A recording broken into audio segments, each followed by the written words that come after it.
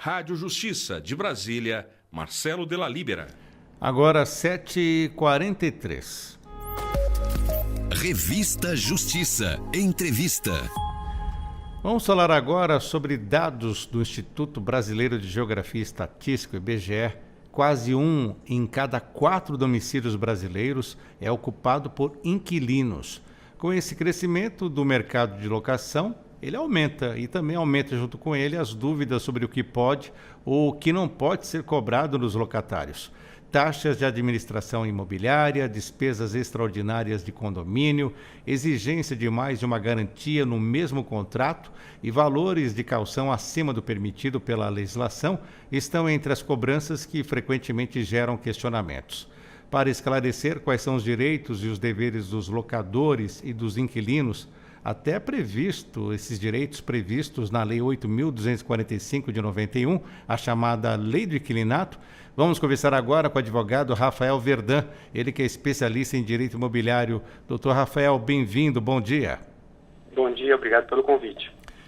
Doutor Rafael, para começarmos, quais são os princípios da Lei do Inquilinato que todo locador e todo inquilino deveriam conhecer antes mesmo da assinatura de um contrato?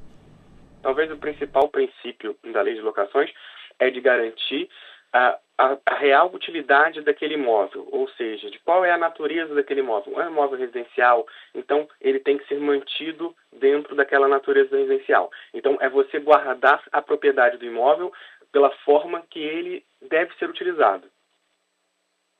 Essa situação que temos essas dúvidas, né? Porque as pessoas ficam ali sobre principalmente cobranças.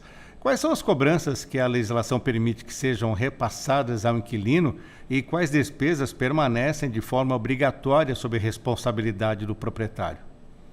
Legal. A lei divide as despesas em 2 grupos. O locador, que é aquele quem aluga, ele paga as despesas chamadas extraordinárias. Por exemplo, uma reforma estrutural, uma reforma de fachada, algum equipamento de segurança que tenha que ser adquirido, ou fundo de reserva, por exemplo.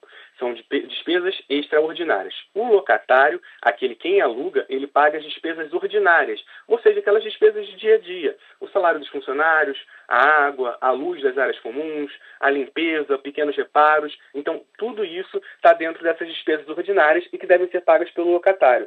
O erro mais comum desses contratos de locação é que você coloca dentro de uma cláusula que o locatário vai ficar responsável pelas despesas de condomínio de forma genérica. E isso acaba não transferindo despesas extraordinárias. Aí vai seguir o que determina a lei. Uma dúvida bastante comum envolve o condomínio. Como diferenciar aquelas despesas ordinárias das extraordinárias e por que essa distinção ela é tão importante, doutor? As despesas extraordinárias, como o próprio nome diz, elas não dizem respeito a uma habitualidade de pagamento. Então, por exemplo, você teve um problema específico no elevador e essa despesa vai ser feita um parcelamento para o condomínio nos próximos meses. Mas essa despesa vai ser feita um parcelamento para o condomínio nos próximos meses. Mas esse valor que vai ser pago, ele vai ser maior do que a duração daquele contrato. Ou seja, o resultado daquele conserto ele vai ser maior do que aquele contrato de locação. Então, essa despesa ela acaba sendo extraordinária. Se essa despesa for uma despesa usual, ou seja, o elevador precisa trocar uma peça e essa peça vai ser utilizada dentro daquele contrato de locação, acaba sendo uma despesa ordinária. Por isso, a limpeza é o grande exemplo. A limpeza do condomínio ela é feita durante todos os dias, provavelmente, ou durante algum período e sempre dentro do contrato. Ele vai acabar sendo usufruído por aquele locatário. Então, a gente tem que pensar em despesas ordinárias e extraordinárias no período que ela vai durar no tempo. Então, vai fazer uma reforma de fachada. A reforma de fachada ela vai durar durante um grande período de tempo e ela vai ser maior do que o contrato. Então, essa é uma lógica simples que pode facilitar a gente entender o que é uma despesa ordinária do que é uma despesa extraordinária. Mas ainda é frequente encontrar, doutor Rafael, contratos que justamente transferem ao inquilino despesas extraordinárias. Caso isso aconteça, essa cláusula ela é válida ou pode ser considerada abusiva? Como a gente estava conversando mais cedo, ela pode, em parte, desde que seja prevista em contrato. Então, a lei é flexível de alguma forma para você transferir o seguro de incêndio, para transferir valores relativos a impostos e até uma despesa extraordinária, mas tem que estar escrito item por item no contrato. Não pode uma cláusula genérica que transfira despesas extraordinárias. No contrato tem que vir dizendo, é responsabilidade do locatário o pagamento do seguro de incêndio, é responsabilidade do locatário o pagamento de impostos, é responsabilidade do locatário o pagamento de fundo de reserva. Então, tudo isso muito bem detalhado. Só tem duas coisas num contrato de locação que o contrato de locação ele não pode mudar. Primeiro, o contrato ele não pode ter uma cláusula que dificulte a renovação ou prorrogação da locação. E o segundo, o contrato ele não pode exigir duas garantias ao mesmo tempo. Por exemplo, um fiador e calção. Isso é proibido, é nulo. O senhor falou... Um fiador e calção. Isso é proibido, é nulo. O senhor falou sobre cláusulas que dificultam a renovação. Dá um exemplo para o nosso ouvinte ficar atento, caso ele encontre cláusulas que dificultam a renovação. Dá um exemplo para o nosso ouvinte ficar atento, caso ele encontre esse tipo de cláusula. Pode ser até uma cláusula simples, prevista em contrato de que não haverá renovação de contrato após encerrado, ou que haverá um valor de luvas muito alto que acabaria impedindo essa renovação. As cabojãs são causas simples que estão dentro do contrato, mas de forma desatenta a gente não consegue olhar. Então, tudo que impeça a renovação do contrato de alguma forma, ela pode ser revista. Estou conversando com o Dr. Rafael Verdun sobre os direitos e deveres entre os inquilinos e também os locadores e os locatários. Doutor Rafael, outro tema que vem à dúvida sempre é sobre a taxa de administração da imobiliária. Em que situações ela pode ser cobrada e quem de fato deve pagar esse custo? A taxa de administração imobiliária ela é do dono do imóvel, por lei. Ela passa para o inquilino, a exemplo das outras taxas que a gente conversou, se ela tiver uma cláusula expressa. Sem cláusula expressa é uma cobrança indevida. Então, isso é importante a gente também ter em vista, como a gente falou antes, o contrato ele tem que estar prevendo tudo de forma expressa. Tudo que não tiver previsto de forma expressa, a gente vai aplicar o que a lei determina e a lei coloca essa despesa numa caixinha do locador. Antes falávamos bastante sobre a taxa do boleto bancário e hoje ainda é cobrado isso, porque antes não era permitido, né? Foi até retirado da discriminação ali dos itens. E hoje, como é que está isso? A taxa de boleto bancário não vem sendo incluída mais nos boletos. Ele acaba já sendo contabilizado como uma despesa ordinária, ele vai para dentro dos custos de manutenção do condomínio e ela não é mais descrita como uma taxa. É um custo de administração de manutenção do condomínio, normalmente. E quem é que paga essa taxa do boleto aí que está disfarçada como taxa de administração? É o proprietário ou é o inquilino? Ele acaba sendo, como vai sendo uma despesa ordinária, ele vai acabar sendo pago pelo inquilino. Porque ela não é bem que ela vai estar disfarçada, ela vai estar dentro do custo dos encargos condominiais. Digamos que é um custo de administração bancário. Esse vai ser uma rúbrica que vai estar dentro dos encargos condominiais e vai ser dividido para todos os moradores daquele condomínio. O senhor falou aqui sobre situação de garantia dupla, né? Fiador e calção, por exemplo, isso não é permitido. Mas em relação a calção em dinheiro, existe um teto legal para esse valor ou não? A calção ela não pode passar 3 meses de aluguel. É um teto legal, não é uma prática de mercado, mas sim um limite imperativo. Então é importante que esse valor não ultrapasse 3 meses de aluguel e que ele fique depositado em uma caderneta de poupança, porque esses valores e rendimentos eles vão ser revertidos ao locatário no final da locação. E sobre o seguro-fiança, alguma orientação específica, doutor? Vale a pena mesmo? Há casos e casos também ou não? Ele tem um valor mais alto, né? Uma garantia com um custo mais alto para o locatário. Então, por isso, muitas vezes ele acaba ficando de lado. É muito bom para o locador, porque ele tem uma garantia efetiva de que ele receberá o valor do contrato.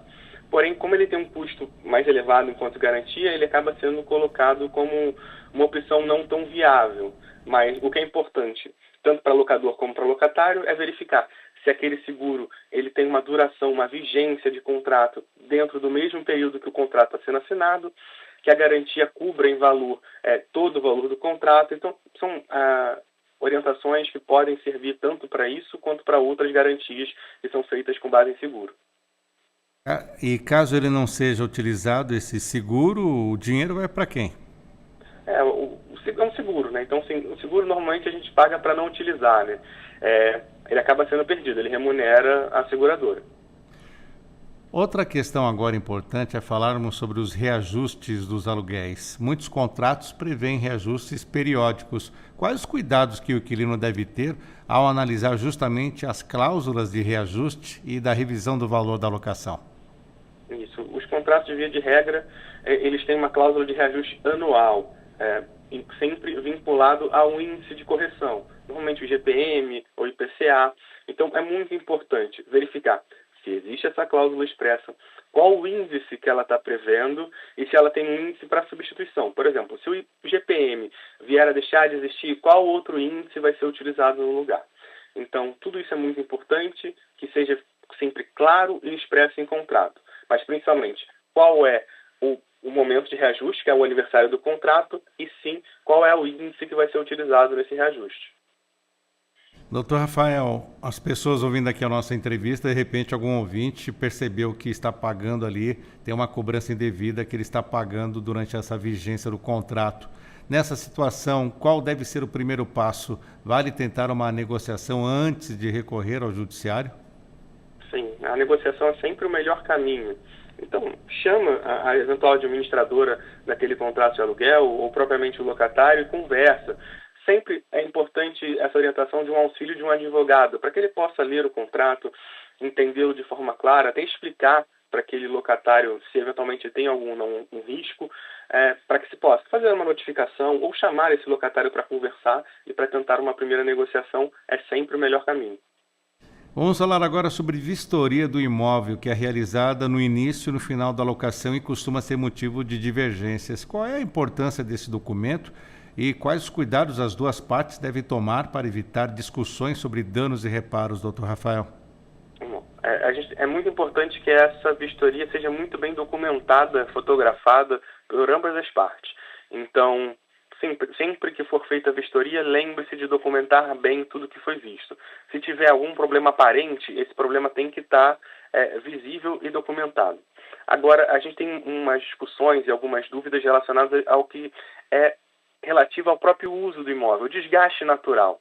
Esse desgaste natural, mesmo que tenha sido previsto que ele não existia nesse laudo de vistoria, se for relativo a um desgaste natural, ele não pode ser cobrado. Agora, um locatário que quebrou toda uma parede e deixou ela quebrada simplesmente por um desejo ou por uma expectativa de fazer uma obra que não foi feita, isso precisa ser consertado. Agora, uma parede suja, eventualmente pelo uso normal, isso não necessariamente precisa ser consertado por esse inquilino. Estamos agora na fase dos contratos feitos por plataformas digitais, esse contrato intermediado por essas plataformas, assinados eletronicamente. Como ficam as questões de direitos e deveres previstos na lei do inquilinato?